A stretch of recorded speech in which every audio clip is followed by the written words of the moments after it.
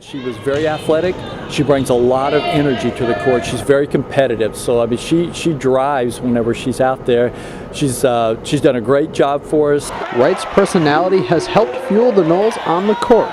Every time the Garnet and Gold need a spark, the junior is there to lift the team.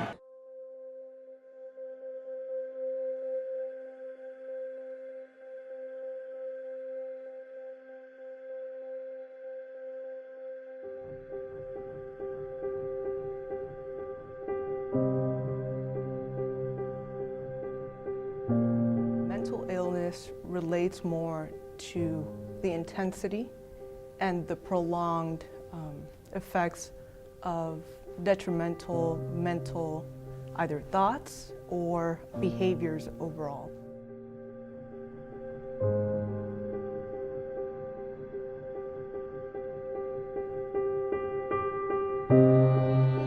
I kind of think something is kind of off chemically when I think of mental illness, and I think that it can be spurred on by taking drugs or things that might have happened in your past as a child, or that kind of come and manifest itself later on, depending on how you dealt with trauma.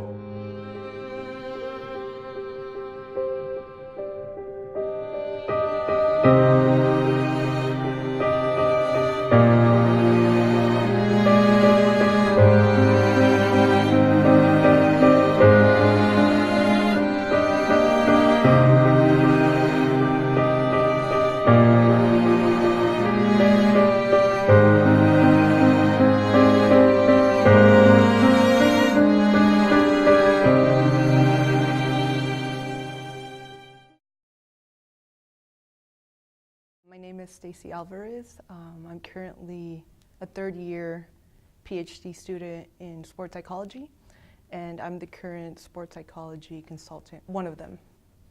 My current responsibilities with the FSU track team would be implementing certain mental skills in order to optimize performance and pretty much encourage the athletes to go through certain interventions such as mindfulness training, self-talk, goal setting, etc., in order to heighten their performance from, we compare it kind of from a 1, 2, 3 to something like 10, 11.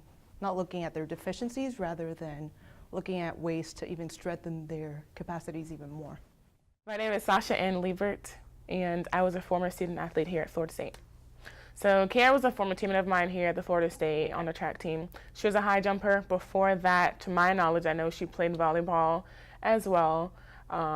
She's very outgoing, very spontaneous. She's the life of the party, the one that just makes everybody have fun or is just constantly happy.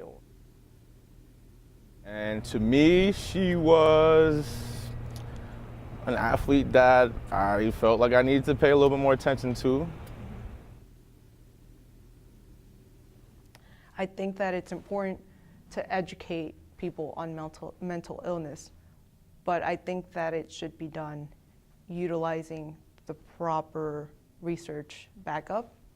So being able to know where the source is coming from.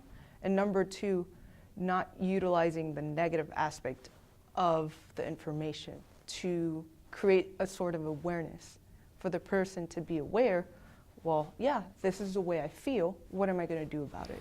Kiara came to FSU, she did the high jump here, she graduated, she had some issues in her life legally, some would say in her family life as well, and she committed suicide.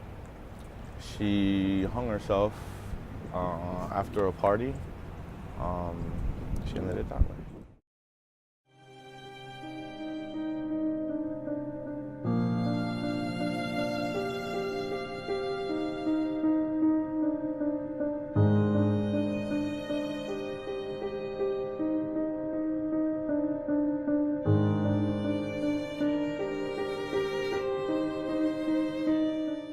Was all shocking to me because a friend of mine told me about it and I just couldn't believe it.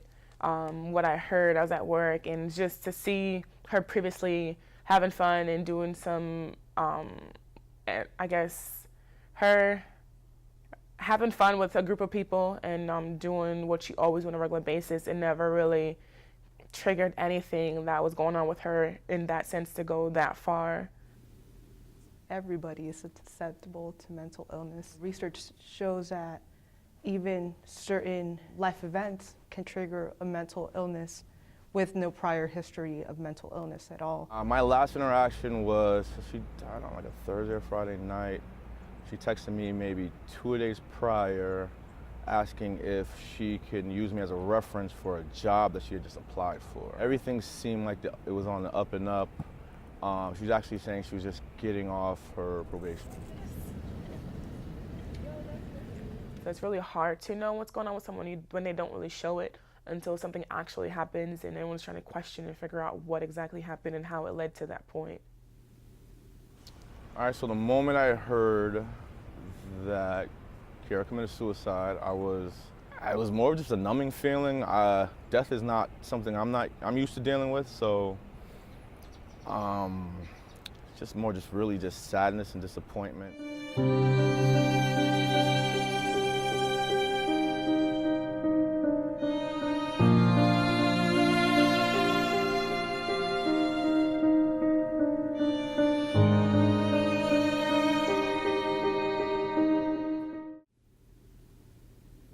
Causes for mental illness: number one, social aspects.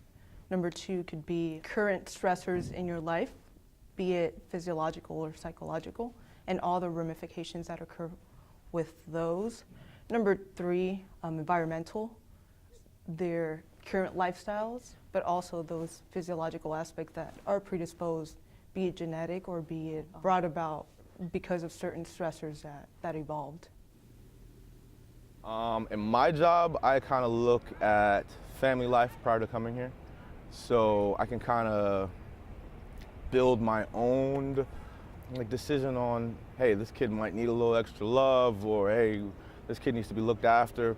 Kind of just during the recruiting process, kind of finding out mom and dad's situation, or mom and grandma's situation, or living situation, or how many times you moved, you know what I'm saying, since before coming to college, or were you kicked out of a college? Did you transfer many times? Did you transfer from another college? All that kind of factors into my decision making on, hey, is this going to be somebody that we got to kind of watch out for? Even asking somebody, hey, how are you doing today?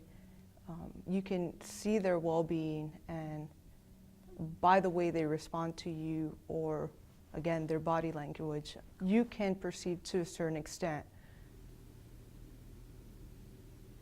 My advice, it's hard for people to really open up into certain situations. It takes time, and we only know at the last minute when things happen.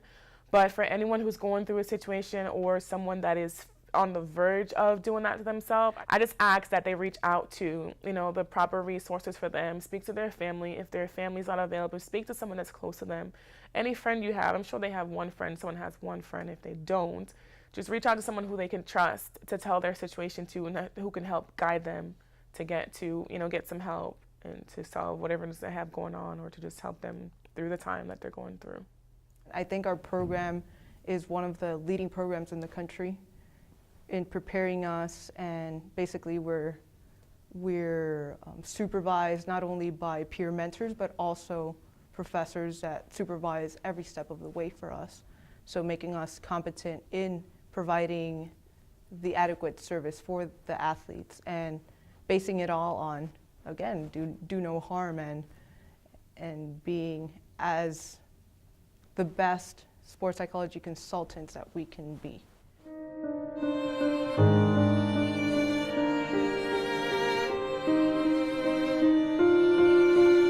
You are stronger than you think. Talk to someone. Get help. Visit the FSU Counseling